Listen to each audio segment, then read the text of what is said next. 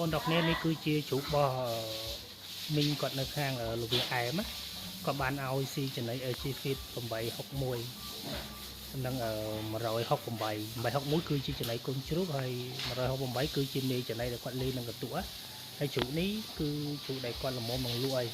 ប៉ុន្តែអ្វីដែលគាត់ចង់ទុកមួយរយៈសិនដោយសារតែជ្រូកឡើងថ្លៃប៉ុន្តែអ្វីដែលខ្ញុំចង់បង្ហាញជូនបងប្អូននេះគឺ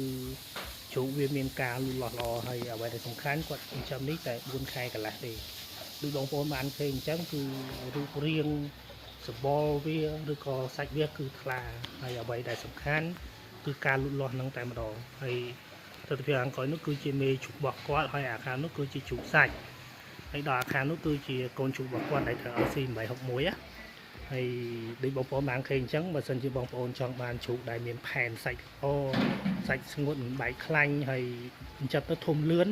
ជាពិសេសស៊ីទៅមិនរាកហើយស៊ីទៅសុខភាពកាន់តែចម្រើនល្អប្រសើរបងប្អូនអាចជ្រើសរើសយកមកចំណី LG Feed ទាំង861សម្រាប់ចំណីកូនជ្រូក168សម្រាប់មេចំណីជ្រូកសាច់ហើយបើសិនជាបងប្អូនអត់យកមេចំណីទេបងប្អូនអាចជ្រើសរើសយក162ជាប្រភេទចំណីសម្រេចហើយនិង963ជាប្រភេទចំណីហែកសាច់លក់អញ្ចឹងបងប្អូនអាចចាក់ទងបានជាមួយនឹងទូរស័ព្ទលេខគឺ016 627 333អរគុណច្រើន